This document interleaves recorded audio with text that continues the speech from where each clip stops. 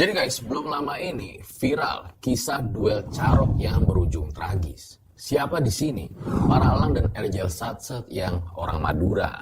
Nah, setiap daerah itu ya punya budaya, tradisi yang tentunya berbeda-beda, termasuk juga orang Madura. Bagi orang Madura ya, ada salah tiga nih yang menurut mereka itu cukup penting, yaitu agama, kesopanan, dan juga harga diri. Makanya bagi seseorang ketika harga dirinya itu diremehkan, penting nih bagi orang Madura untuk meluruskan hal tersebut. Nah, di masa lampau ya, bagi orang-orang Madura ketika berkaitan dengan sebuah konflik atau penyelesaian yang berhubungan dengan harga diri, biasanya diselesaikan dengan nama carok. Carok sendiri dalam bahasa Kawi itu artinya perkelahian. Jadi ketika ada sebuah hal yang konflik berhubungan dengan kehormatan dan juga harga diri, ya penyelesaiannya itu lewat carok lah. Ya ternyata kebiasaan melakukan carok ini bukan hanya untuk harga diri saja, melainkan untuk penyelesaian sengketa tanah, bahkan juga isu-isu kasus-kasus perselingkuhan. Nah, carok sendiri pada umumnya menggunakan senjata tradisional dari orang-orang Madura, yaitu celurit. Di mana celurit ini ternyata mempunyai filosofi ya. Bentuknya itu kan seperti tanda tanya ya, yang mengartikan kalau orang-orang Madura ini adalah orang-orang yang ingin tahu. Atau keingintahuannya itu tinggi lah, digambarkan dari celurit itu. Bentuknya kayak gini ya. Tapi ya balik lagi ya, menurut gue mungkin nih untuk melakukan carok di zaman sekarang itu udah nggak relevan lah. Karena emang ya udah ada nilai-nilai serta aturan-aturan yang berubah di zaman sekarang. Dan walaupun begitu, ketika zaman dulu melakukan carok itu juga banyak aturan-aturannya. Misalnya nih, dari keluarga yang bertikai itu dua belah pihak itu harus mendapatkan persetujuan terlebih dahulu. Jadi ya nggak segampang itu juga untuk melakukan carok di zaman masa lampau. Nah, kemarin kasus viral seperti apa? Langsung aja kita mulai. Berikut adalah ceritanya.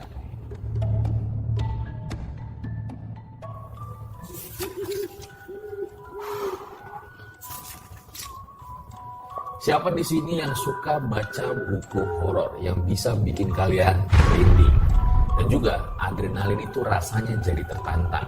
Kalian harus banget nih beli buku novel kedua gua ya, judulnya Pengantin Setan, di mana isinya itu cerita-cerita viral yang selama ini ada di RJ5.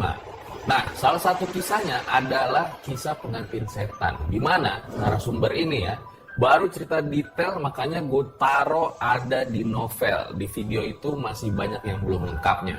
Jadi, kalau kalian pengen merinding, langsung aja beli novel Pengantin Setan.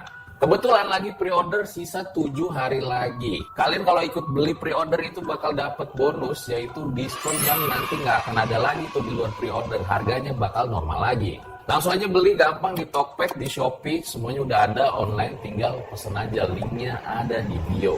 Yuk, merinding bersama Pengantin Setan.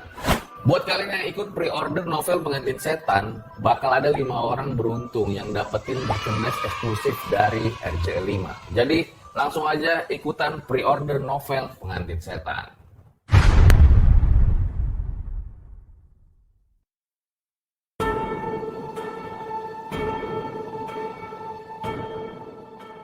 Lebih baik mati daripada harus menanggung malu. Mungkin itulah ungkapan yang terkenal dari zaman dahulu oleh orang-orang Madura. Correct me if I'm wrong.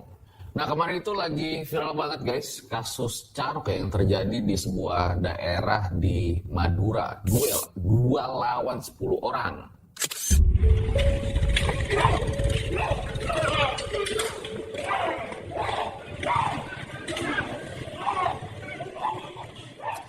Nah, ini adalah kronologinya menurut pengakuan dari, kita sebut aja nih inisialnya HS. Jadi HS ini merupakan seorang warga Madura, dia itu di Bangkalan.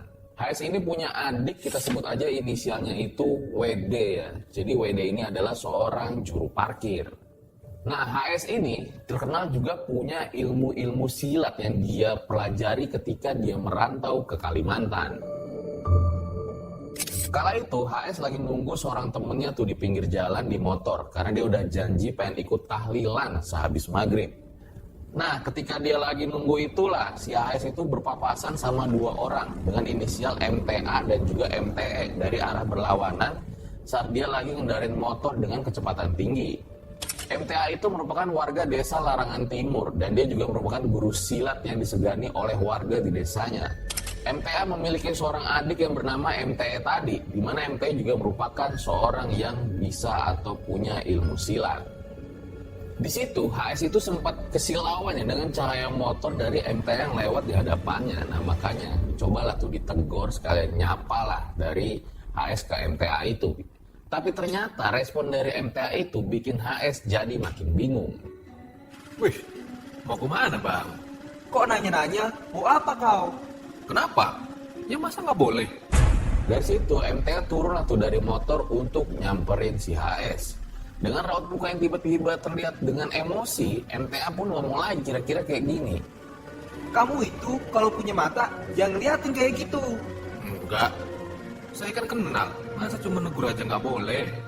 Situasi tuh jadi malah makin panas ya. MTA tuh tiba-tiba nampar HS begitu aja. Di situ HS makin bingung ya, loh. Salah gue nih apaan? Dan seperti HS itu merasa diremehkan kala itu. Dan menurut pengakuan HS, tiba-tiba MTE itu turun lalu mengeluarkan celurit.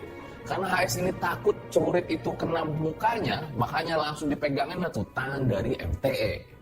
Situasi itu makin tegang ya, makin kacau gitu. Karena emang udah sama-sama makin panas, diajak duel lah tuh satu sama lain. Nah, akhirnya si HS memutuskan untuk pulang terlebih dahulu nih untuk mengambil senjata celuritnya juga.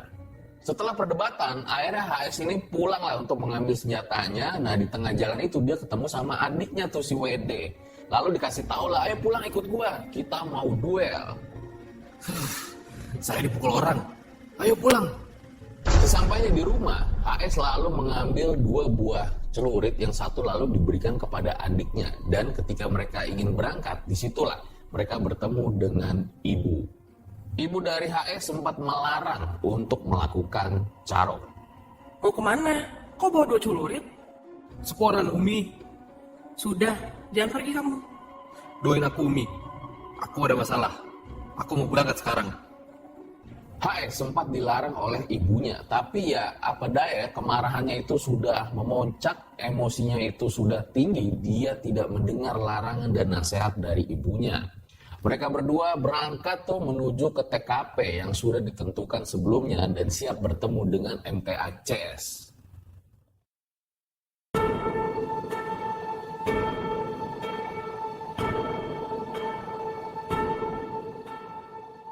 Dikatakan kala itu sebetulnya sebelum si HS ini sampai, MTA itu udah disuruh pulang. Tapi dia tetap aja tuh nggak pergi dan menunggu kedatangan HS. Dan yang lebih mengejutkannya lagi, di situ sudah terkumpul 10 orang, yaitu CS dari MTA dan juga dengan senjata celuritnya masing-masing. Sebagian kalangan juga menyebut kalau mereka ini bukan orang biasa, mungkin seperti pendekar kayak gitulah. Nah akhirnya nggak lama HS pun sampai dari lokasi itu, dia langsung loncat dari motor dan siap untuk melakukan carok ini. Dari 10 orang yang ada di rombongan MTA, disebutkan hanya 5 orang aja yang ikut carok, sedangkan sisanya melihat. Kemudian lalu malah ada yang kabur. Dari keributan yang terjadi, benar-benar nggak kebayang. Yang jelas, suara adu pedang itu terdengar dengan nyaring.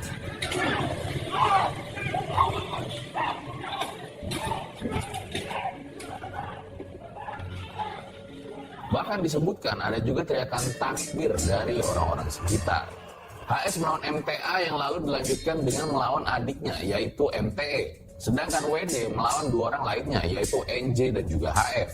Saking sengitnya duel itu, sampai celurit yang dipakai oleh HS patah dan dia pun mengambil celurit milik lawannya yang sudah tumbang. Kejadian carok ini hanya terjadi beberapa menit aja, HS dan WD pun berhasil tuh menumbangkan 4 dari 5 orang tersebut. Selang beberapa saat setelahnya, di luar dugaan dong, kan mereka ini rame-rame ya, loh kok kita bisa kalah gitu loh. Dan akhirnya di situ HS sempat, ayo siapa lagi gitu mungkin ya. Kalau kamu maksa masuk, kamu bakal berakhir juga seperti mereka. Akhirnya yang lain pun memutuskan untuk pergilah meninggalkan TKP lokasi. Yang bikin orang mungkin terheran-heran adalah, kok bisa ya 2 lawan banyak itu bisa 2 orang ini yang menang. Bahkan nih, nggak ada tuh luka-luka yang dialamin oleh HS dan juga WD, hanya goresan-goresan aja tuh atau jaketnya yang robek. Nah, setelah kejadian itu muncul tuh isu-isu dari masyarakat nih. Biasa nih, masyarakat kalau gosip biasanya seneng banget ya. Kalau HS sama WD ini jangan-jangan nih bukan orang biasa ya. Dia punya ilmu atau punya kesaktian atau mungkin kayak ilmu kebal kayak gitulah. Namanya juga masyarakat nih, hobinya itu ngegosip aja gitu loh. Dan digosipin juga tuh isu yang tersebar kalau WTA sama WTE ini jangan-jangan nih emang orang biasa aja gitu, nggak punya kemampuan seperti yang disebutkan atau digadang-gadang selama ini.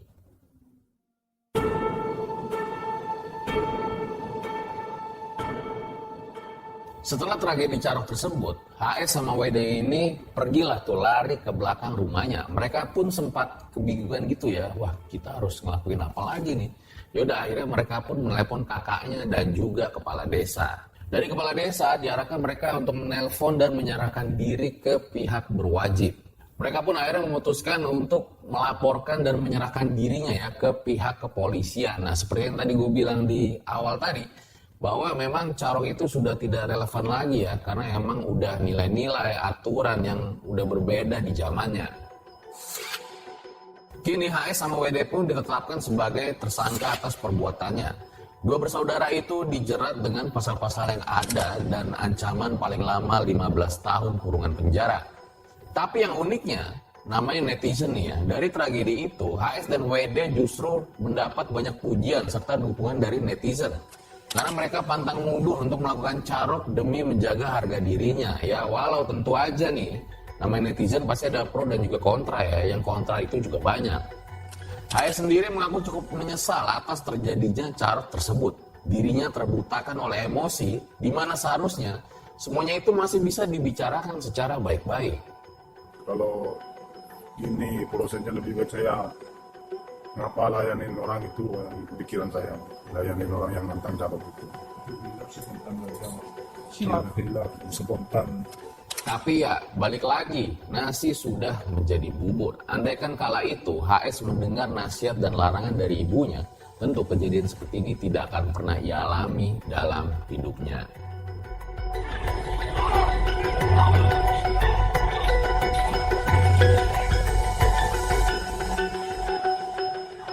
Mungkin ya bagi kita orang di luar Madura gitu ya, atau generasi-generasi muda, dengan kata Carok itu yang ada di kepalanya adalah bebek Carok gitu loh. Tapi bohong. Ternyata ada sesuatu ya di balik kata Carok tersebut. Budaya itu berasal dari kata budi ya, di mana hal-hal yang berkaitan dengan budi dan juga akal dari manusia. Nah budaya itu mungkin aja ya terjadi pergeseran-pergeseran karena emang ada faktor-faktor yang mempengaruhinya ya. Salah satunya adalah ya sesuai dengan zamannya aja gitu, perubahan-perubahan itu bisa terjadi. Begitu juga dengan Carok ya, apalagi Indonesia kan sekarang udah negara yang berlandaskan dengan hukum yang sudah ada gitu ya, ketentuannya udah ada, jadi mau nggak mau Carok itu ya udah berbeda lah fungsinya dari zaman dahulu dengan zaman yang ada sekarang. Walaupun nih kalau menurut gue pribadi ya, sebetulnya ada pelajaran yang sangat penting nih yang bisa kita ambil dari Carok ini ya. Ketika misalnya nih kita jadi orang tuh udah sopan-sopan gitu ke orang lain, tapi ternyata orang lain tuh justru meremehkan kita, padahal kita tuh udah berbuat baik gitu loh. Bahkan sampai kadang ada tuh yang orang tuh nginjek harga diri tuh sampai diinjek-injek tuh sampai bawah lagi gitu loh. Nah kalau udah kayak gitu, gimana kita sebagai orang tuh rasanya pengen ngebales gitu loh, pengen memukul aja gitu loh. Tapi sebetulnya kita nggak bisa melakukan apa-apa pada saat itu. Nah kalau udah kayak gitu, percayalah, walaupun kita nggak membalas nih orang yang melakukan meremehkan kita sampai ke bawah-bawah itu, percayalah, alam pasti akan membalasnya di waktu yang tepat.